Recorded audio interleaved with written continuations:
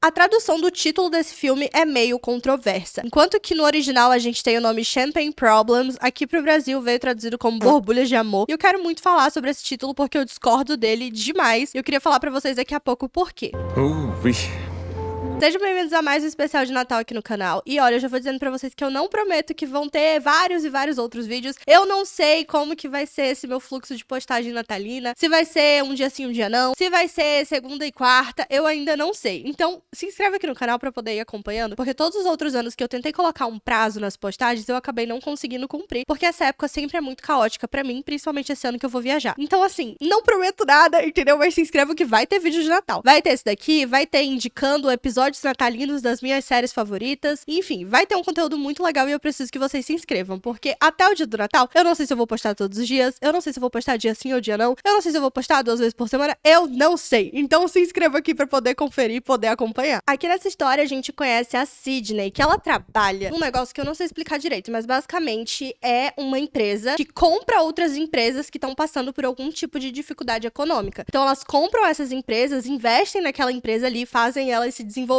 mais pra voltarem a dar lucro. Eu só sei explicar dessa forma porque foi a forma que eu entendi. Se não foi isso, vão me perdoando, mas foi isso que eu entendi. E basicamente, ela tá sendo enviada pra fazer a negociação de um chateau que vai ser vendido, que é o Chateau Cassel, que produz vinho e champanhe, ou só champanhe, não sei exatamente, mas que fica na França. Então a gente começa ali com a Sydney, falando um pouco sobre a história de criação do champanhe, que é muito bonita e tudo mais. E ela fala, né, ela tá apresentando ali essa proposta pro chefe dela, e o chefe escolhe então que ela vá pra França, pra Paris, pra poder fazer a negociação de compra desse chateau. Logo no início a gente vê que a irmã dela critica um pouco ela por ela ser uma pessoa muito trabalho. Ela acaba não aproveitando tanto, ela acaba não se divertindo tanto, ela só trabalha, trabalha, trabalha. Ela não sabe viver muito com equilíbrio. Então, a irmã dela faz ela prometer que ela vai aproveitar pelo menos uma noite em Paris. Porque essa irmã dela e ela sempre tiveram ali esse compromisso uma com a outra de que elas viveriam aventuras quando elas fossem adultas. Então, elas juram de dedinho. É muito fofa essa cena, inclusive. Preciso dizer pra vocês que estou gravando esse vídeo na parte de fora da minha casa, porque é onde tá a árvore de Natal, porque eu não quis enfeitar o meu quarto esse ano, então vai ter barulho externo, vai ter barulho de construção, possivelmente a minha cachorra vai latir em algum momento, e eu peço que vocês relevem, porque eu queria trazer o clima natalino, e foi desse jeito aqui, então relevem barulhos, por favor. A Sydney vai, então, pra Paris, e já na primeira noite dela, ela decide, então, colocar em prática a promessa que ela fez pra irmã, e sai ali pra conhecer uma livraria, comprar alguns livros de presente pra irmã dela, e também porque ela gosta muito de livros. Quando ela chega nessa livraria, ela vê que tem um rapaz ali tirando a dúvida de outra pessoa, e ela pede ajuda pra achar os livros de desenvolvimento pessoal. Ela fala, né, pergunta se ele fala a língua dela, porque lembrando, ela está em Paris, né, então o povo fala francês, e aí ela pergunta se ele fala a língua dela, ele fala que sim, ela pede ajuda e ele ajuda ela a encontrar, então, os livros, e ela vem a descobrir que esse cara, na verdade, não trabalha naquela livraria, ele é cliente dali, e ele vive naquela livraria, porque ele ama muito ela e porque ele tá conhecendo mais a respeito desse mercado, porque ele quer abrir a própria livraria dele, que inclusive ele quer que tenha um bar de vinhos, e ela fala, nossa, eu não queria ir embora desse lugar, porque ela ama vinhos, ama livros, enfim, eles acabam fazendo uma conexão instantânea ali. Ela conta pra ele um pouco dos planos que ela tem de conhecer Paris, né, que ela quer conhecer a Torre Eiffel, e ele tipo, por que a Torre Eiffel? Ela tipo, porque é a Torre Eiffel, e aí ele basicamente fala que tem muitos outros lugares mais interessantes pra conhecer em Paris, principalmente quando você só tem uma noite pra isso, então ele se oferece e tal, e ela tipo, ah, não, obrigada, e vai indo embora. Prazer te conhecer, Henri. Boa sorte com a sua livros e vinhos. Depois, tipo, ele corre atrás dela e fala, por favor, tipo, eu quero poder te conhecer melhor e eu queria passar esse tempo com você. Enfim, ela aceita e ele realmente vai mostrando pra ela coisas culturais ali. Tem um negócio que eu esqueci o nome agora, é crepe? Não é crepe o nome. Olha, você não pode sair de Paris sem provar um crepe. Ele leva ela também pra experimentar, como que é o nome? Macarrons, né, eu acho. Leva ela pra experimentar vinho quente, que ele diz que é tradicional lá de Paris e tudo mais. E ela até fala, não posso, eu vou tomar só um copo, porque amanhã eu tenho uma reunião importante. E aí ele tenta perguntar pra ela com o que ela trabalha e tudo mais. E ela, tipo assim, não posso falar sobre trabalho. E aí conta, né, que ela fez uma promessa de dedinho com a irmã dela, de que aquela noite ali seria pra ela aproveitar sem pensar em trabalho. E aí ele questiona, né, tipo, com o que ela trabalha e tal. Oh, eu já falei isso, né? Ele questiona o que é promessa de dedinho. E aí ela pede o dedinho dele, aí ela promessa de dedinho. É muito bonitinho. E aí depois acaba que isso vira meio que um negócio deles, assim, de prometer de dedinho. É muito fofo. Cuidado. É uma promessa de dedinho. O Henri, né, que é o nome desse cara, é Henri e Sidney, acho que é importante eu contextualizar. Não sei se pro português foi traduzido como Harry ou Henry, mas eu acho que é Henri que chama mesmo. Enfim, ele leva ela numa montanha-russa, eles têm uma vista, assim, muito bonita de Paris. Montanha-russa não, gente, eu tô afetada, porque hoje tá calor e as palavras, as coisas estão confundindo na minha cabeça. Eu sofro de perda de memória recente. Ele leva ela pra uma roda gigante e eles têm uma visão, assim, bem bonita de Paris, sabe? É bem legal essa cena e eles começam a conversar sobre a vida e tudo mais. A Sidney vai contar pra ele que ela perdeu a mãe, né, muito cedo. Ele também, na verdade, ele começa falando que ele perdeu a mãe quando ele tinha 6 anos, se eu não me engano, e a Sidney perdeu quando tinha ali uns 15. E eles começam a falar sobre isso, né, sobre a relação deles com as mães, como que foi essa perda. Ele pergunta, né, como que foi, porque a Sidney fala que desde que a mãe morreu era só ela e a irmã dela. E ele perguntou a respeito do pai delas, e ela fala, né, que o pai delas foi embora assim que a irmã dela nasceu, então realmente era só elas duas. E aí a Sidney pergunta sobre como é a relação dele com o pai, e ele fala que ele queria que o pai tivesse ido embora também. Basicamente, essa conversa entre os dois começa porque o Henri, ele vai fazer uma citação ali a Pequeno Príncipe, ele diz que é o livro favorito dele, e ela questiona por que esse é o livro favorito dele, e ele fala que era um livro que a mãe lia todos os dias antes dele dormir, então ele era muito apegado a essa história, até que ele ficava tanto com esse livro que o pai ameaçou jogar fora. Então ele começou a esconder o livro nos lugares pro pai não se livrar dele, porque nesse livro, né, ele sentia ainda o cheiro da mãe dele, então era uma memória muito importante pra ele a respeito da mãe. Então ele era muito grudado com aquilo, até que um dia ele escondeu tanto que ele não achou mais. E aí ele fala que hoje em dia, quando ele olha pras estrelas, ele fecha os olhos e ele consegue lembrar do cheiro da mãe dele. Então ele fala que é por isso que essa história é muito importante, porque tem uma citação sobre as estrelas na história. Existe uma doçura na risada das estrelas. Então, meio que tem toda essa conexão emocional pra ele a respeito da mãe dele. Enfim, é uma cena muito fofa, assim, onde eles se conectam e onde eles conversam bastante ali a respeito das famílias deles. Saindo, então, ali da roda gigante, eles continuam conversando sobre a vida. A gente descobre que a Sidney, ela teve um relacionamento onde ela foi casada e, infelizmente, ela foi traída. Então, eles começam a conversar sobre como essas coisas afetam a vida deles. E ela fala sobre como, às vezes, ela se sente destemida e ela se sente incrível, mas depois ela fica se sentindo uma fraude. Então, tipo assim, eles têm uma conexão muito bonita e eles conversam e eles se abrem e eles conseguem ser muito francos um com o outro, mesmo tendo acabado de se conhecer. Então eles percebem que eles têm uma conexão muito bonita ali. E o Henri, ele se declara pra Sidney. É muito bonita essa cena, eu queria deixar um trechinho com vocês porque eu fiquei apaixonada. É muito fofinho. Às vezes você pode viver uma vida inteira em um dia. Eu vivi uma ótima vida hoje.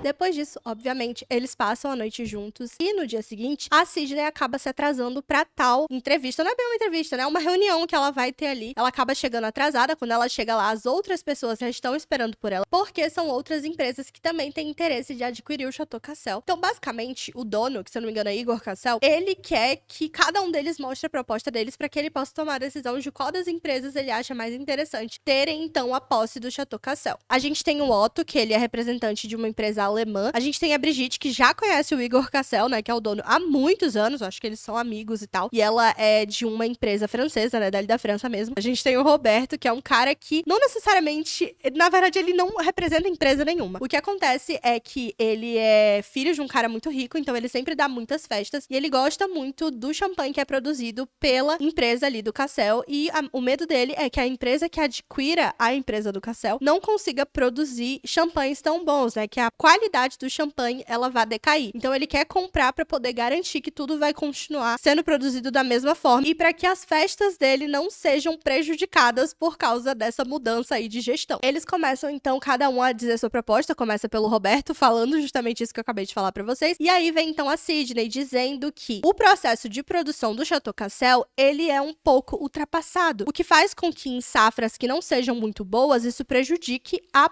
produção dos champanhes, fazendo com que diminua justamente o lucro da empresa. E aí ela vai falar que o grupo Roth, eu acho que é assim que fala, que é a empresa que ela tá representando, vai poder ajudar com isso, e é nessa hora que o filho do Igor Cassel chega, e ele é nada mais nada menos que o Henri. E aí ele fica chocado de ver ela lá, ela fica chocada de ver ele lá, eles até perguntam o que você tá fazendo aqui, e o Igor fala, o Henri, ele é meu filho e vice-presidente do Chateau Cassel, e eles não sabiam disso porque eles não conversaram sobre trabalho. Fica um climão muito esquisito, e o Henri já deixa claro desde o início que ele odeia o grupo grupo Roth, que é o grupo que a Sidney tá representando, porque ele já tem uma má fama de terem comprado um outro produtor de champanhe ali da região da França, e depois eles foram vendendo, né, eles dividiram a empresa e foram vendendo e tal pra poder lucrar em cima daquela empresa ali, enfim, eles acabaram com a empresa que eles compraram, não tem nada disso de comprar pra poder ajudar, eles realmente, tipo assim, só querem lucro a custo de qualquer coisa, então ele já, tipo assim, cara, não, a gente não vai vender pro teu grupo, e ele começa a alfinetar ela, tratar ela meio mal e tal, por causa do histórico do Marvin, que é o dono da empresa. E aí, o dono, então, né, o Igor Cassel, o pai do Henri, ele convida todos os que estão ali, então, pra passar alguns dias no Chateau Cassel, porque ele não consegue tomar a decisão dele ali naquele momento. Então, ele quer que todos eles passem no final de semana lá no Chateau Cassel, pra que na segunda-feira ele diga, então, pra qual dessas empresas ele vai vender o Chateau Cassel. E aí, basicamente, gente, nesses vídeos indicando filmes de Natal, eu não vou contar tanto a história, porque eu sinto que esses filmes, eles não têm uma super história pra gente conversar e pra gente falar, nossa, olha o desenvolvimento desses personagens, sabe? Eu acho que é muito mais o clima natalino e eu acho que é muito mais a experiência de assistir. Então, eu particularmente achei muito gostoso vendo a Sidney e o Henri se apaixonando, a forma como a gente vai conhecendo mais o contexto familiar do Henri, a forma como a gente vai vendo como é a relação dele com o pai dele, a forma como a gente vai vendo como aquele lugar ali é mágico, como é incrível esse Natal que a Sidney passa e ela podendo descobrir que ela pode sim ter um equilíbrio entre trabalho e lazer e vida pessoal e romance. Então, assim, é muito legal o desenvolvimento da história, tipo, é muito gostosinho de assistir. Eu, particularmente, não gosto muito do final, mas eu vou falar numa partezinha, assim, com spoilers, o que eu achei exatamente desse final, mas já fica aqui indicação se você quer um filme gostosinho de Natal pra assistir. Eu gosto muito desse filme, achei ele muito divertido, muito gostosinho, uma vibe Natal bem gostosinha mesmo, sabe, bem levinho, e eu particularmente gostei muito. Achei engraçado em alguns momentos, outros momentos eu achei só, tipo,